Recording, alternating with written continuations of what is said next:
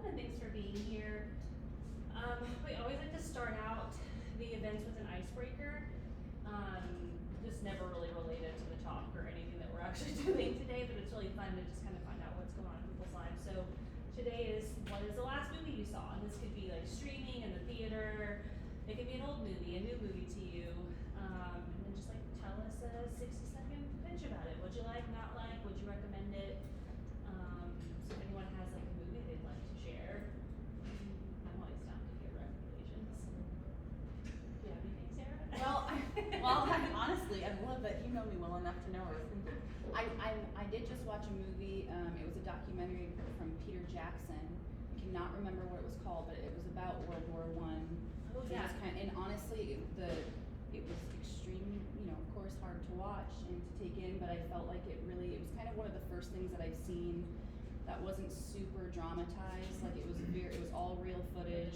Peter Jackson did a bunch of color over everything, and it makes you feel like you're there, but it's also, you hear these first story kind of like, I want to cry even talking about it, but it's just like, it makes you very much realize how hard that whole situation was for so many people, and just seeing like, kind of the breakdown of certain individuals kind of going through that crisis. And I can't even watch Saving Private Ryan because I just like the whole opening scene. I'm like, especially being pregnant, I can't watch any of that stuff.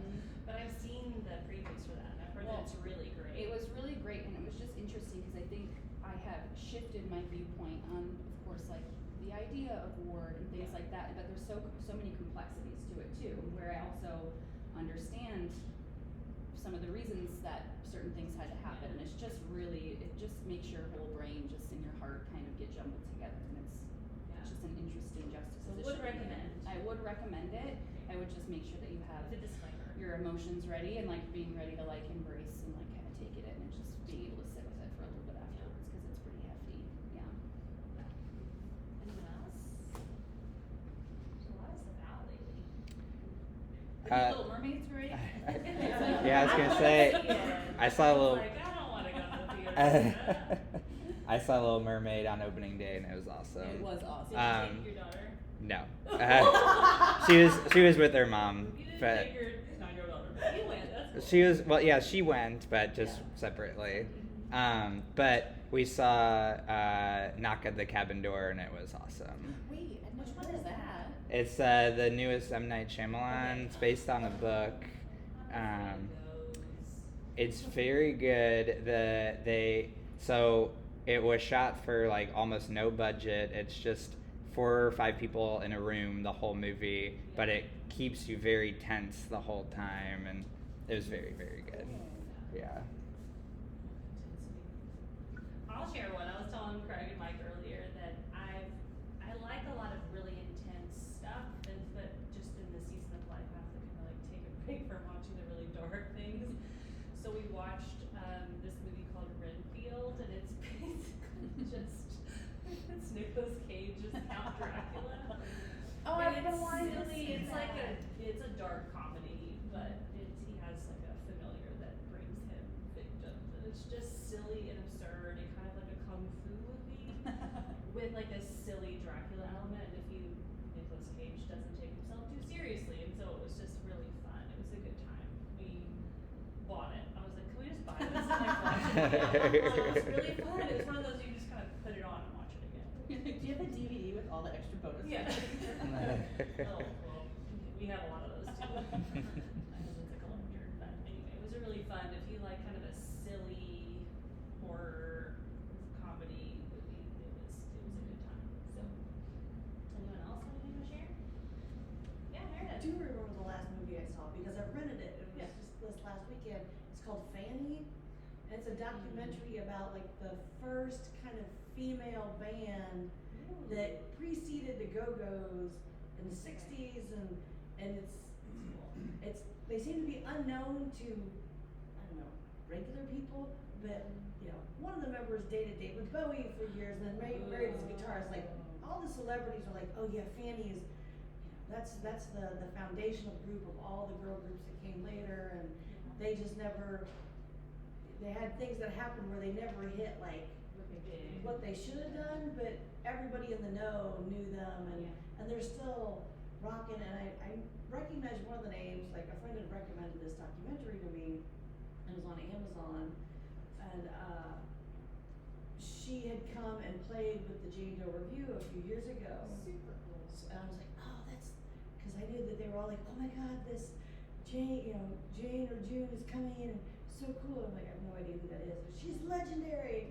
Because, a female, think about a female lead electric guitarist in the 60s. Pretty badass. You had me at David Bowie. There's like that Bowie documentary on HBO. I'm dying to watch. It just seems like a trip. I'm like, I'm really into that. So, yeah, I highly recommend that if you like I love that. documentaries. I like and music and- documentaries. Yeah. Anyone else want to share? Yeah, go ahead. I have a 12-year-old and a 14-year-old, and they just finished Hunger Games, so we watched the whole entire Hunger Games series. Was that your first time seeing it, or you had seen it before? I'd seen them before. I Yeah. read the books when it first came out, and Yeah. so. How did you I feel guess about they're watching it 13. later? Like, did you have any different feelings watching it afterwards? Because I know there's some movies that I'll watch later, and sometimes I'm like, this is even better than I remembered, or I'm like, This I is can't not believe as I liked good this, but Well, I still like Hunger Games. Unfortunately, my oldest, who's 14, is very 14, and she's very, hey, this didn't happen in the book. This is not like the book. Oh. She's like, I can't wait till the next movie comes out so I can rip it to pieces. That was me. Yeah. Because I didn't love it. That's true, so, but, and then the latest that I watched for me was Shiny Happy People and Hillsong Exposed. Okay, I watched both of those too. I It was. I watched them twice, I binge watched them. It was a lot. So Well, if you- just the seeing the Hillsong- intersection of how things played in my Yeah. childhood and how things influenced and infiltrated, and then add in the Mars Hill podcast and it all. Yeah. Wow. Well, the fun fact about the Mars Hill podcast and in the Hillsong documentary, they interview a guy named Mike Hosper, and he was like, we used to work. He was my boss. Oh, We okay. were friends for a number of years. I mean, we're still our friends, but we worked together, went to church together, know each other pretty well. What are those two movies? Like, Shiny Happy People, it's on Amazon Prime, and Hillsong Exposed, which is on, is it HBO Max? It was on Hulu is where I saw it. The Shiny Yeah, Happy People is you can about watch the it through Duggars. Amazon Prime, Oh. getting the little what is it about? extra. Shiny Happy People? Shiny, it's about the Bill Gothard, the Duggars, the IBLP Institute of Basic Principles. They're like religious Yeah. documentaries. These religious cults. Like the extreme Yeah. religious Gotcha, cults, 'cause yeah. I'm thinking of REO. Yeah. No. No. Not Way quite. Like, because the Duggars were on TV for so long Yeah. as this like really wholesome family, but really under the surface, it's a lot of misogyny and sexual abuse. And Predator and Yeah, it's pretty gnarly. Good times. Yeah, really uplifting documentaries. shiny happy people. Well, that's fun. I love hearing what people are watching these days. Let's get started. If you're not already following us on social, this is where you're going to find out all the information about stuff coming up. Our dear Lindsay over there, the other Lindsay, is managing those accounts. So anytime you need anything or have any questions, feel free to message those. We should have answers for you too. So if you don't know anything about Creative Mornings, it's a global organization. So we have chapters all over the world. There's 250 chapters from varying sizes to small to very large. And in order to keep chapters going, we volunteer to do this. Nobody gets paid. The space is donated. Meredith is donating her time. But MailChimp is a global sponsor, so they provide all the design assets and get us all set up on our website and our accounts, provide all of the assets that we need to promote our events. So we always like to highlight them. And they're more than just like an email solution now. If you've interacted with MailChimp over the years, it went from like an email to now they're a whole full-scale marketing solution. So if you're a creative person who's running your own business or wanting to talk about your upcoming concerts or events and stuff going on, they're a good source to do that. So that said, the irony of this slide, and Craig and Sarah and I work together, so this is funny, is we work for a content marketing company, so we fully believe in content strategy. So MailChimp just released a whole report on what it is, why you need it, some tips and tricks on how to execute it pretty simply for yourself and for your small business or for your creative business. So if you're interested in any assets, MailChimp has a ton of assets on their site, from email marketing all the way to social media management. As I mentioned, we've got chapters all over the world. All the chapters always meet on one Friday of the month.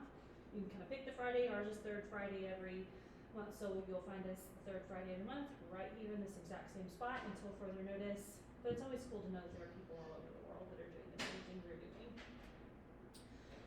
Field trips is also something that Creative Mornings offers, which is really cool if you're wanting to learn a new skill or take a deep dive into a different chapter and something that's going on in their community. They have these virtual field trips that are free. You literally log on Zoom, you register the same way you registered for this event, and there's also videos and like resources up if you want to revisit a field trip of some sort.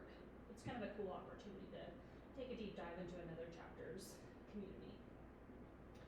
Also, these events can vary from really small to really large depending on what's happening during the year, and I know when school's out or when the weather's nice or weather's not so nice. So the more you can tell a friend and bring a friend, that really helps us out. And we don't make any money doing these events. They're purely just as a gift to our community, and we'd love to share that gift with others. So if you have someone you'd like to bring, please do. And if you'd like to volunteer for the team, I'll be stepping away from the team. Mike will be leading the way, but they could always use a couple extra hands to help with setting up chairs or picking up donuts or doing something on these Friday mornings. So if you're interested in helping, please let us know. And then also, before we start each month, we always read the manifesto. Just a good opportunity to remind ourselves like why we're here and just the ethos of why these events exist. So, can you see Sarah? Would you mind reading it for us? Sure. Can you see? I can get there. Okay. Everyone is creative. A creative life requires bravery and action, honesty and hard work. We are here to support you, celebrate with you, and encourage you to make the things you love. We believe in the power of community. We believe in giving a damn. We believe in face-to-face conversations and learning from others, and hugs and high fives. We bring together people who are driven by passion and purpose, confident that they will inspire one another and inspire change in neighborhoods and cities around the world. Everyone is welcome. Sarah with her glasses. Woo! So this month our theme is Reverie, designed by one of our local chapters. I actually don't have the information on hand. I'll make sure we get that up somewhere. I think it's on our website. So each time we have a theme over the course of the year, a chapter gets to decide. I think we're like 50 down the list because our chapter's a lot newer than some of the others. So at some point our chapter will get to choose one of the monthly themes. And it's always illustrated by someone in the community that selected that theme. So that said, Sarah, I'd love for you to introduce Meredith if you have a chance. And then Meredith, it will be all yours. I'll get your slides set up while Sarah's doing a quick intro for you. Great, we got her mic up here. Yep. Awesome. So I do help out by booking some of the speakers that we have coming in, and admittedly, Meredith actually, in the beginning, we were just kind of testing out some different things, and so we wanted to bring some musicians coming in. Admittedly, my husband's a musician, so I kind of like when there's like new people kind of on the horizon, I'm like always listening and like watching and like seeing what they're doing. And when I saw Meredith, I was like, how have I never heard of Meredith? Because as soon as she just has this bright light about her and just this incredible spirit, and her songwriting and everything that I saw that she was putting on Instagram, like, oh, she's probably been doing this for her whole life. She's obviously like, she's just gifted and she's been doing this. We got to get her. And then she came in, and during her song that she was singing, she was kind of, there was one of your songs, and I was hysterically laughing about it. Just a fantastic storyteller, and listening to kind of her explain that. Now I don't know, we might hear a little bit more today, but when I listened to her song, I was like, this sounds like she has not been doing this forever, and that this is very new for her. So long story short, after she had left, obviously I knew in my heart, I'm like, well, I want to get her as a speaker. I want to hear more about her and this journey. So usually about in October we get a list of the upcoming themes for the next year, and a lot of times I'll kind of go through, and usually when I see those themes come through, I'll maybe have a person at top of mind or a couple people that I think could really fit. But what I really liked about this theme, and it just kind of, it's all about kind of daydreaming and what those dreams look like, and I thought of Meredith, and I was just like, this is literally someone that is living their dreams right now. I mean, just going all over to Nashville and wearing these amazing outfits all the time and singing all over the place. She got a show tonight. I'm hoping that you'll tell us more about those details tonight. And then playing at Treeline Music Festival. So you're really doing all of these wonderful things and really living out the dream. So it's not just a daydream, like she's doing it. So I thought, what better person to talk to us a little bit more about their creative journey and share us a little bit more about how Reverie or her dreams may have played into what she's doing now. And with that, I'd love to bring up Meredith Shaw to talk to us today about Reverie. Woo! So of it. The microphone or. Yeah, microphone's right there. And then when you click through, it's just, yeah, you just use the arrows, I think, to Okay. get your. I will use the mic because I'm not scared. Grab this. I'm gonna try something new because I've never given a speech and played guitar at the same time. And we'll see if I can also get over that hat is part of the challenge also.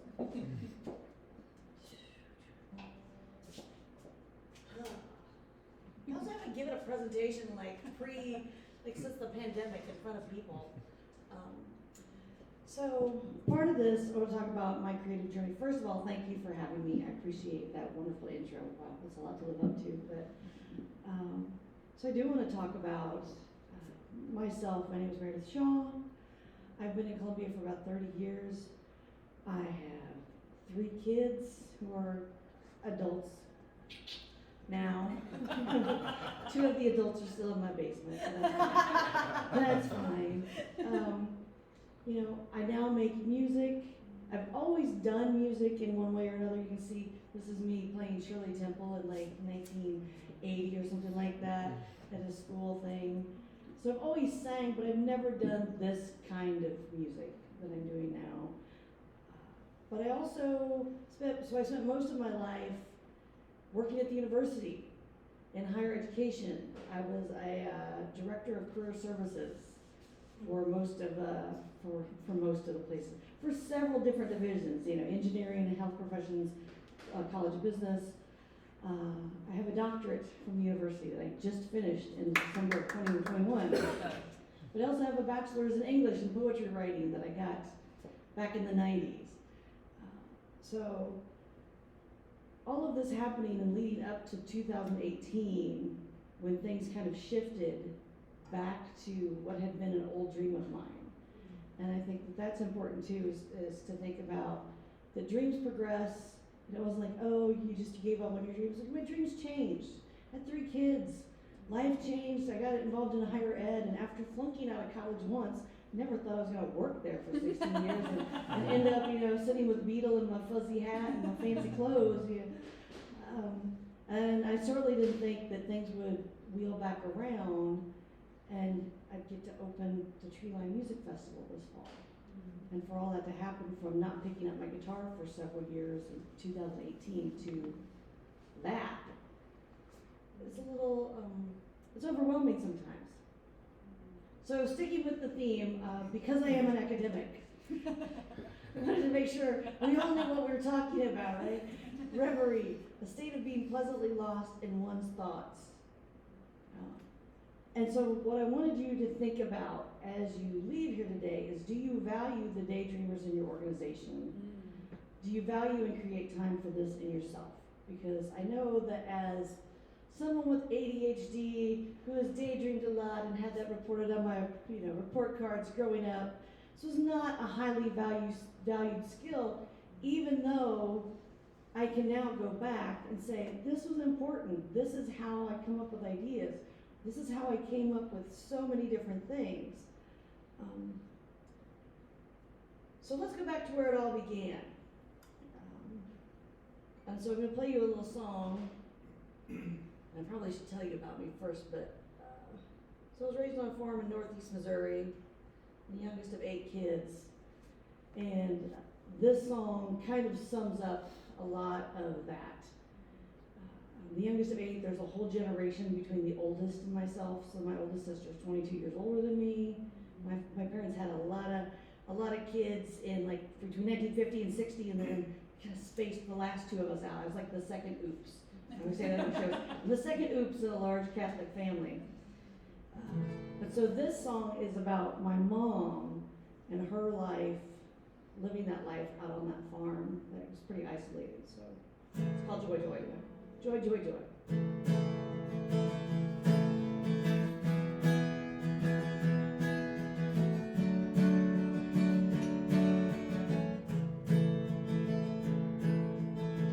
In the fall of 49, she became a farmer's wife. Not what she had planned. Hang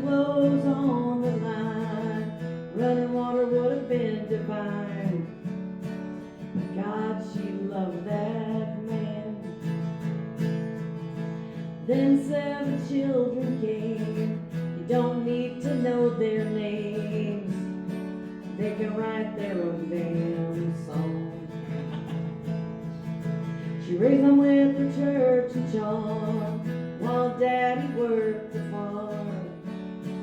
And they grew up smart and strong, thanks to joy, joy, joy. Joy, joy, joy.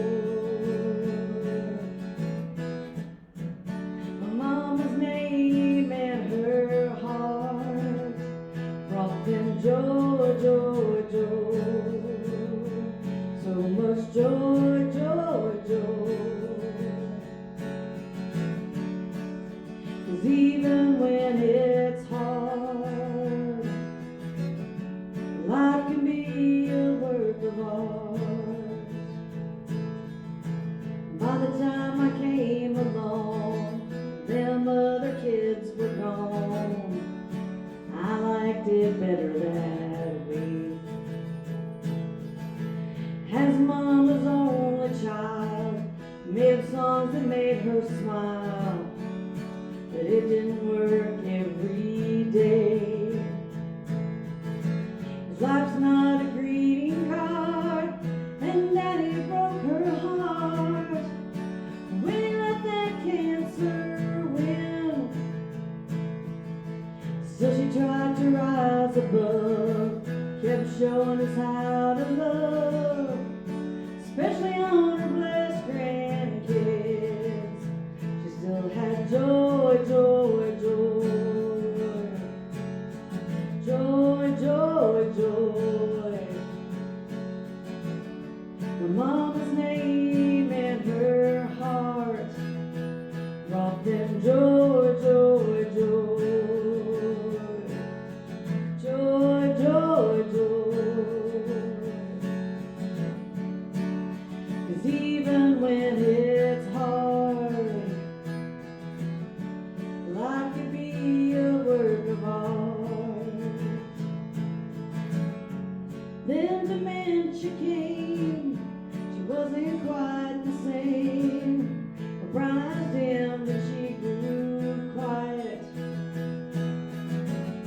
Some days my saving grace, looking at my daughter's face. Her brown eyes sparkle like my mama's. That's why I named her Tristan Joy, Joy, Joy. She is my joy, joy, joy. With my mama's name and my mama's heart. Joy, joy, joy. She is my joy, joy, joy. 'Cause even when it's hard, life is still a work of art.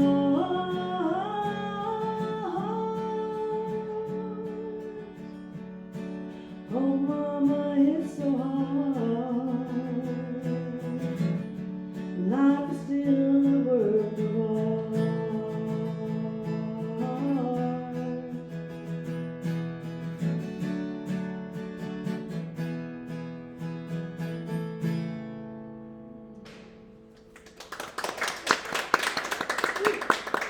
I love that Sarah's like, she sings funny songs. I'm like, this one about my mother. I know, and a pregnant woman in the background crying, and I'm already like, I haven't slept enough this week. I just maybe she's not We're naming our daughter after our moms. So That's- that like.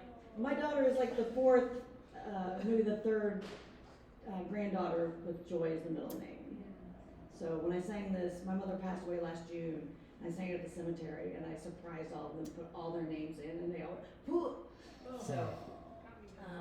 But I was raised on this 200-acre farm where I had nothing. I mean, I was isolated in a town of like 300 people at the time, Warren, Missouri.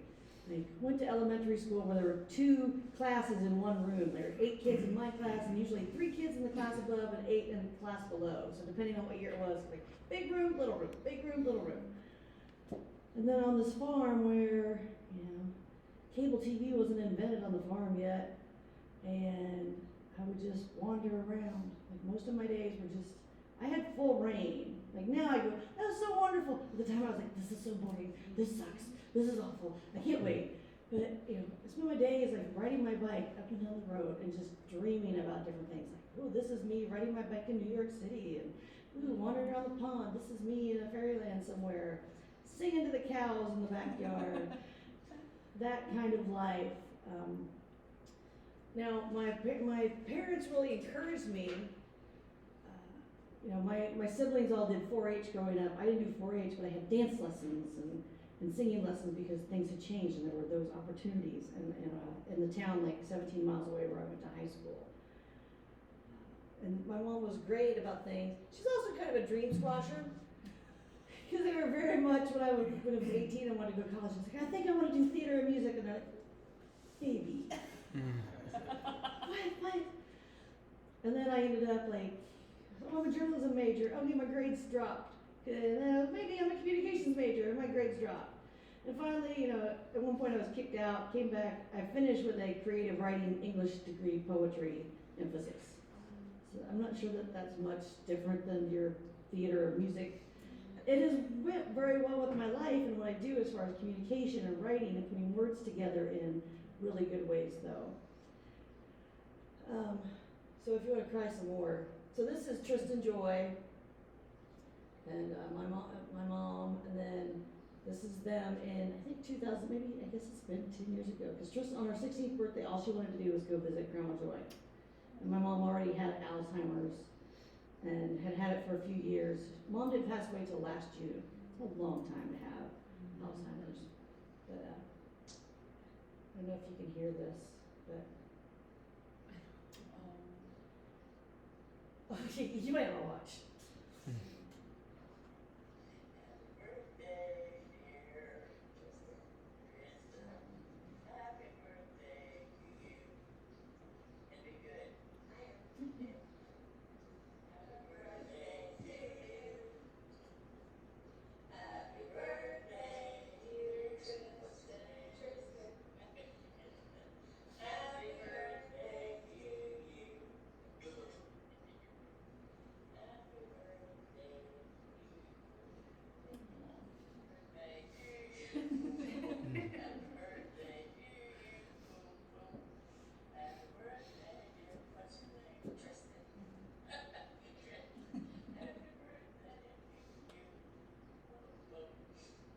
Every time she would see that balloon on the table, she'd be like, well, whose birthday is it? We're like, oh.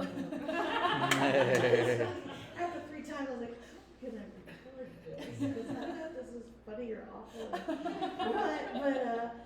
But now I'm like so glad I have it. But I write funny songs, but I also write these kind of songs, and they all kind of come from this tragedy, right? So when I was 20 and I said, I want to go to Nashville, my mom said, what the hell are you going to write about?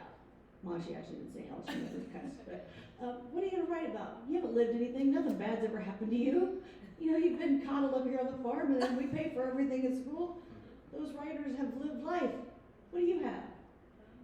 And then across the course of 25 years and kids and life and a parent with Alzheimer's, and my father died in 95 from cancer, and and at one point even when Mom was still good, I was like, do you think I have enough now? She's like, I think you probably have enough. Not knowing how much worse things would be. But, how do I go to the next door? There we go. So on to the next chapter of my life where, I became an academic, worked at the university for 16 years doing career services. I was known on campus, I wasn't doing music, but using my creativity in different ways and having that come out and really having people go, why are you just staring out your window? I don't think Meredith works very hard. I'm like,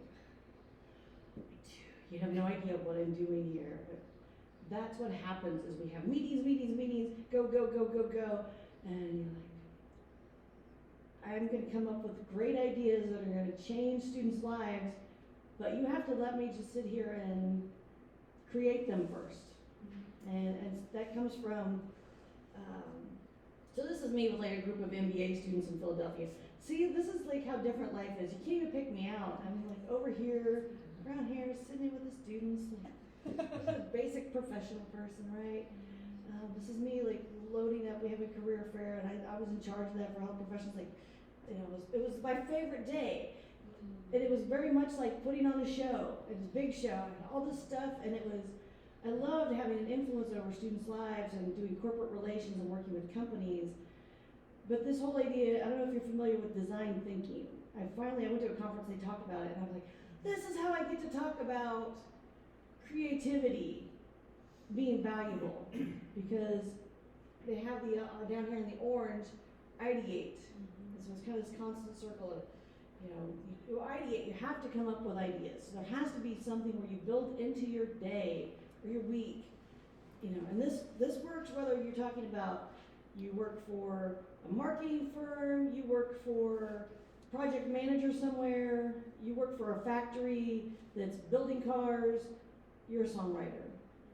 This kind of design thinking is so important because you do this, then you create a prototype, right? I write a little bit of a song and maybe I play it for a few people, you test it. Ooh, what do you think of this? And they're like, yeah, keep that. And I go, okay, I'm gonna keep writing it. You know, then implement it. Maybe take it out to the world and go, ooh, that flopped a little bit. You know, kind of figure out what happened, what went wrong. So with the empathize, and then define, you know, using all that research. And a lot of that research also comes into the ideation part of it. And that's like the songwriting, you know, I have to research, just like I did when I was working at the university, when I was trying to come up with programs. I didn't just ideate programs out of the air. What are they doing at other schools? What, you know, going to conferences and talking to people about what's working for them, or what do I think that's actually going to work at the University of Missouri, and because we're different. And so doing the same thing with songwriting, and being able to do that and implement it. But I'm very proud that, you know, programs I created, even though I sometimes had people going, every time I walk by her office, sometimes she's just staring, and I don't know what's happening. I don't think she works very hard. There are still programs I created in 2013 that I have people go, it is so cool, the College of Engineering does this thing where they do this big resume thing for the career fair or companies, and they do it real late, and I go, yeah, I created that 10 years ago, 12 years ago. So that's so cool to know that that stuff is still happening. Yeah, good creativity is a combination of research, free space, and a willingness to fail and correct. Quote from Meredith. And so thinking about that, if you value the daydreamers, are you more concerned with people being there at 7:59? I can be in the office at 7:59, and my brain's gonna show up at about 10 a.m. I'm a night person. I'm a night owl, and we don't value people who are on that other circadian rhythm. They fight that their whole life, and so being flexible in your workspaces can be very helpful when you're trying to come up with new ideas and plans. So then I talk about music. I've always done music. Kind of, you saw the Shirley Temple thing. I played guitar in college. Is when I started. I bought a guitar. I went and bought a guitar down in Joplin, Missouri, and then called my dad and said, would you put some money in my checking account? I just wrote a check. He was like, don't do that anymore. But I really wanted a guitar. $300. Will you put $300 in my account? But that's the life of a musician. So I worked in radio, right? So I wasn't going to go to Nashville. What's the next best thing? It could be close to artists. I can learn all about the industry from that side. So I worked in radio under the air name. If you're in the Central Missouri area in the 90s, I was Montana on Clear 99. 96.7 was country for a while. Cat Country, when it came on the air, I was down there for several years. So having that experience, that's me and Lily. We're outside the bus, if anybody's like looking, we're outside. And in community theater here in town. So I played in shows starting in 2005. I hooked up with a great group of creatives in town doing local theater. And in this show, I have one of those like fake sleeves you put on. And I was like, oh, it'd be so cool to have tattoos like that. I could never do that with my life. I could never do any of that. And then this is me in the spring of 2018 when someone encouraged me to play at an open mic, and I was like, I haven't played guitar in years. I haven't played guitar since like 2011 for a community theater show before I did it, and then it kind of got put away because my kids did not love me playing guitar around the house. thought I would be Maria von Trapp. My children did not like it. So that's the spring of 2018. Sharing a lot with you guys, because usually I don't talk about this next part. In the fall of 2018, there's a very defining moment that kind of pivots my whole life. And that is on Saturday night, me and my husband are black and gold, and I'm taking selfies. He's my designated driver. The next night, about 28 hours later, he's on a ventilator. So he had like some sort of cerebral event at our house. We still don't know exactly what happened. Something made him pass out. He hit his head, brain injury. He's fine now, but it was very stressful. We ended up a few months later with him doing a burr hole procedure at WashU, where they drill a hole in your skull. Then doing a spinal cord surgery because he also had from that, the WashU doctors are so great, they figured out this other thing. He had to have 2 shoulder surgeries because when he was having all these seizures and coming out of them, he would fight because he was a construction worker, he was very hard, so he was trying to tear his own arms off.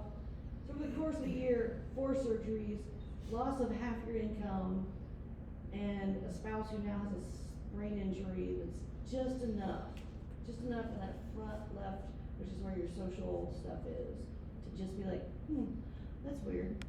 That's weird. So, in January, so we went through 2019 basically doctoring all the time, trying to survive, because my job was then part-time because I couldn't be there all the time. So not only have we lost his income, lost part of mine for a while because of all this stuff. And then in January 2020, on my birthday, he walked out. For a lot of reasons. The stress of the past year, brain injury, it's very common with spouses with brain injuries, that happens. I had been writing music then, at that point, and had had a little bit of recognition in Columbia. I had like 3 or 4 songs I was playing at like a female songwriter thing. And people were starting to notice that there were some great people in town who were like, that's really cool, you should do more of that. Like, you know, Dennis Lane and Ron Penny and, you know, Heather from the Barroom Billies. And people were like, that's great. And people who I'd always admired were now becoming my friends. Like, I'd always went to all these shows locally. And this guy over here on the right, in 2016 when I was on the class trip with college students to Nashville, was an old buddy who's a producer in Nashville. And I had said, hey, I brought 2 of my kids with me, what should we do? And he said, where are you? I'm gonna come see you. I hadn't seen him since high school, but he's just a nice guy. He was like, hey, I'm working, I need a break from producing. I'm just gonna come. And he came and like, we just hung out for half an hour and he told us all the places to go in Nashville for like ice cream and you know, 5 daughters or whatever. There's some great bakeries and some of that kind of stuff. Just wonderful person, right? So kind of made this reconnection, this networking reconnection. And that was 2016. And then I also had this great circle of people in a guitar circle that I'd been invited to participate in. And so I hadn't played guitar for a long time. I don't know a lot of stuff musically. There are like 6 or 7 chords that I know. 4 well-ish. So playing in that guitar circle really helped me like get better. And again, more musicians who are encouraging and going, and then I would write something, I'd be like, what is this? You guys, is this any good? And they're like, oh yeah, you should play that at a place.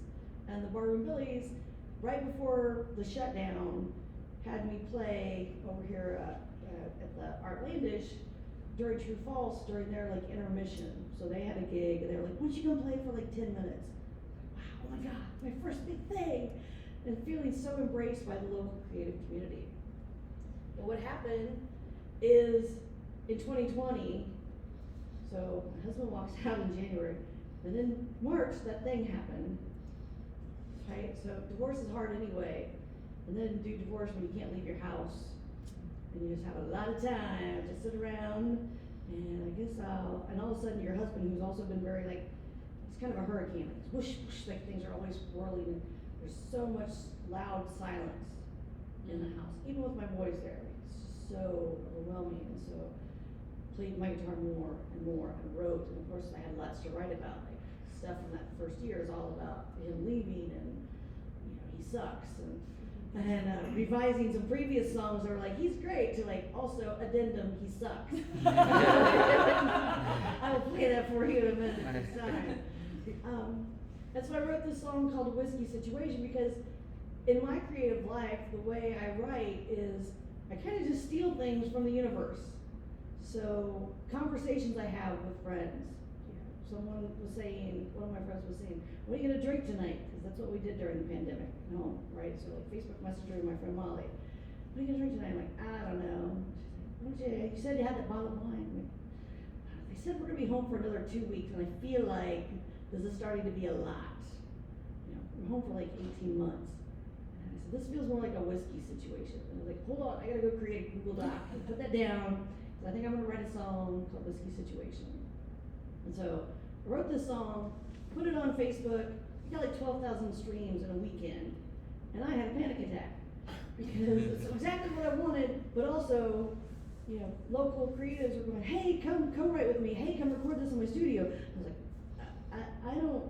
I know that I don't need to like copyright everything, but what do I do? How do I protect things? So I called that old friend. So I called David down in Nashville, and I said, I just have a quick question for you. You know, I can ask all the old guys who run Columbia, but they're the old guys who run Columbia. I don't know that they actually know. Like, here's someone I know knows what I should do. And so I sent him a message. He called me, and it was like, you know, it was simple, join a BMI or ASCAP, like something, join this organization, covered basically. And then I was like, have you heard the song?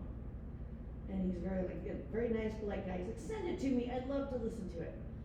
And I'm fully expecting that his response, if he does listen to it, is going to be, that's great, it's terrific to hear that you're still making music. Have a great weekend, right? That's my expectation. I even sent him a message going, after I sent it, going, because I felt bad. David, I don't want you to think I'm trying to pitch you something. I just want you to pat me on the head and tell me I did a good job. And he's like, LOL, I'll try to listen to it this weekend.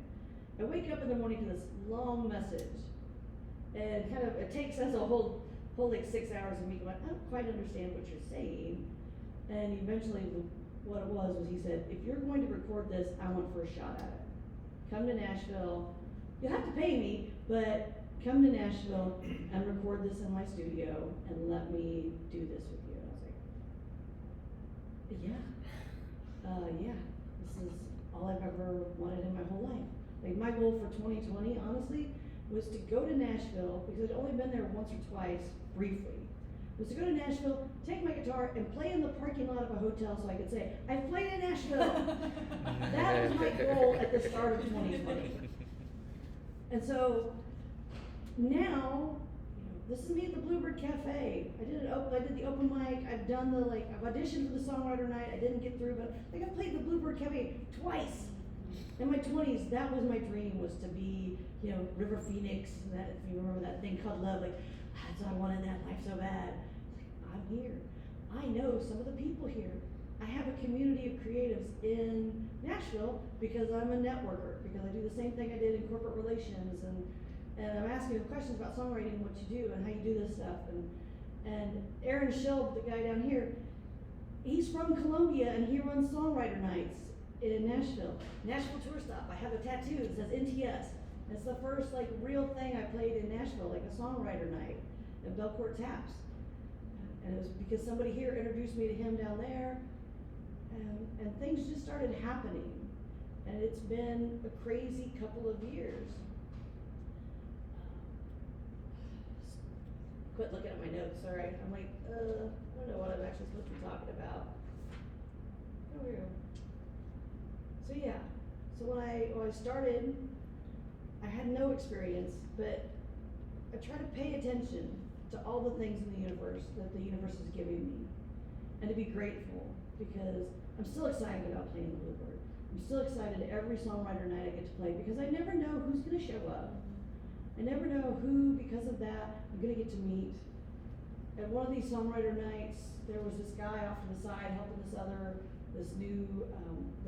woman who was probably in her late 30s, early 40s, who was singing a song but not playing guitar, and so she had a guitar friend playing for her.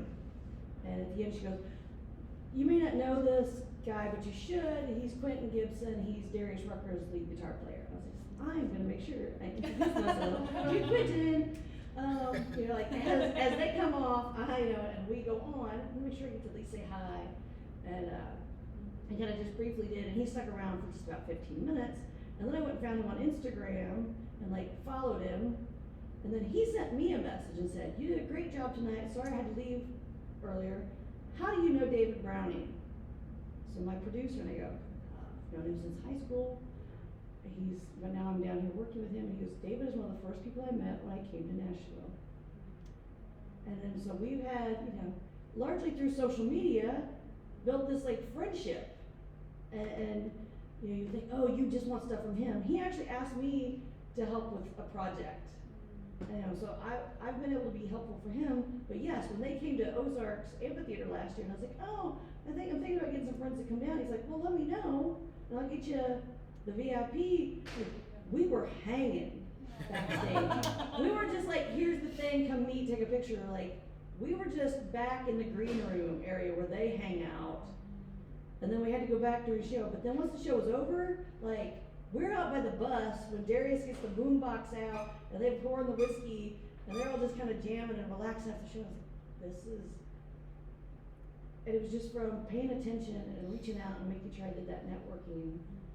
And yeah, it's been a very interesting last 3 years considering where I was in the spring of 2018, 2017. And I was very happy with my life then. Like I was working on my doctorate. All that stuff in the middle slowed that down tremendously. You know, brain injury and medical stuff, and the pandemic will not make you motivated to finish your dissertation because it doesn't matter anyway. The world is ending. Who cares? But I did finish in December of 2021. I quit working at the university. I got laid off in June of 2021. And I was like, I'm not coming back. I'm kind of done with this job. I'm doing these other things now. I tried another job at a local media company, and it just wasn't a good fit. And at that point, my mother-in-law had died and left my husband a lot of money for a while. And I said, you kind of owe me, because even though you left, I still paid all the things. Mm-hmm. And he's like, and he knew I was having anxiety attacks about this other job. And he's like, why don't you just, so on my 50th birthday, I quit. We called it Bad Decision Thursday. we have a lot of those. Sometimes we're just downtown at Clicks or something like, Bad Decision Thursday. But it was freeing. My goal in life is to never sit through another like yearly performance review. To never have to be judged that way. Like, well, your metrics are this and this. And it was kind of funny because when we were first talking about this, I was like, oh yeah, I'm using Google Sheets, and she was like, do you mean Google Slides? And I was like, no, I'm gonna be like, in this month, my creativity is at 15. I'll walk you through the Excel sheet, month by month, of what I've done over the last 4 years. And this month, this is my output and productivity. It'd be fascinating. Other than talking about all this other stuff. But yeah. And I just try to be present, right? There's a theory called planned happenstance, where it is about, you know, people say, oh, you're in the right place at the right time. It's like, I put myself in the right place at the right time. I created the circumstances so that when things happen, Sarah goes, you know who should do that? We would love to have Meredith. You know, and I know other creatives in town who are kind of just like, my art should just do all the work and people should just come to me. And I'm like, how are they going to know who you are? Mm-hmm. How are they going to find you? There are so many, like 2 years ago, David said there are 60,000 songs a day being uploaded to Spotify. And now I think it's doubled. Trying to cut through that noise is hard. And so having, you know, I'm really interested in what you were talking about, that content strategy stuff for MailChimp, because that works for people like me who are I'm just running my own little music business. I also do career consulting on the side, is my other kind of business. You know, I'm trying to bring in like 2 or 3 revenue streams. And so having that social media presence and just being out, you'll see me at shows all the time, and part of it is because I love music. The other part is I want to see the musicians, I want to meet the musicians, I want to learn what they're doing, I want to, ooh, that was really cool. They, who was the band? Ha Ha Tonka. Like, they're all color coordinated. Like even their instruments, everything is like, tangled. It's all so cool. Like, there's so much to learn, and to trying to be that and to implement it in my own, going from this gal sitting at Cooper's to me in my fringy jacket and my tight pants, opening up Roots and Blues last fall before Tanya Tucker, over the space of 3 years essentially, 5 years, 4 years, was a lot. I was interviewed in Eric Danielson, or somebody said, so what is your next dream? I'm like, I have no idea. Everything I kind of wanted to do is happening. So I don't know. I have to still figure out like exactly, I just want to keep getting better and doing more and doing bigger things.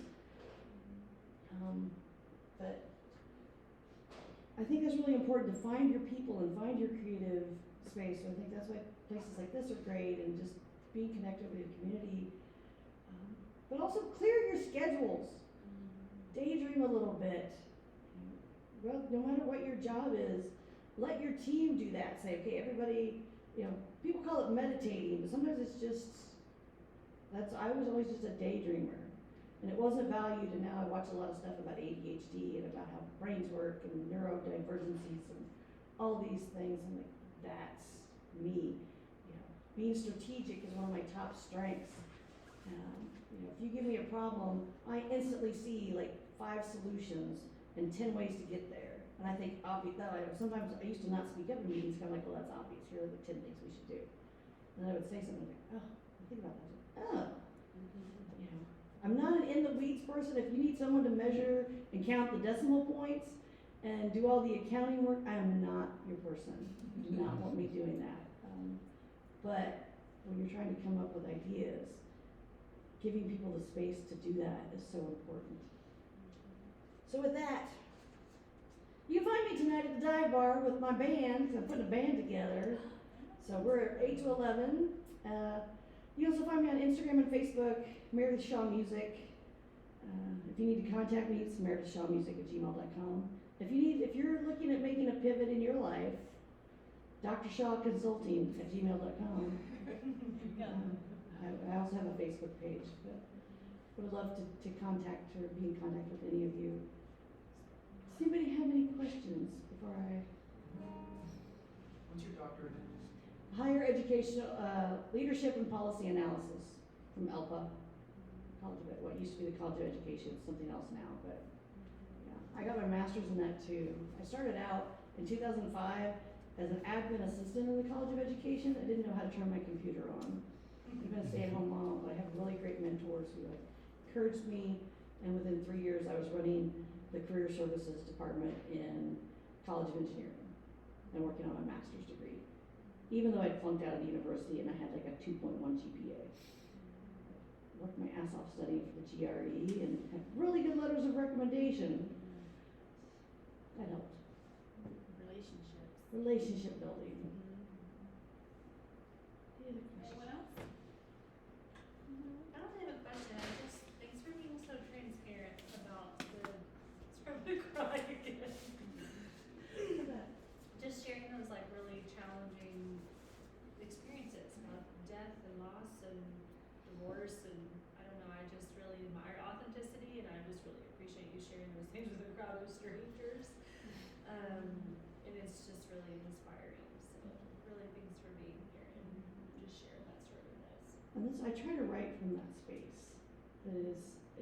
I'm trying to get better about not having to have everything have happened just to me and be like, oh, this is kind of a friend's story, or I have a great imagination. I can take little bits and pieces, but it usually takes something to kind of create that spark. I have one of the 3 songs I have on Spotify right now is called Drove It Like You Stole It.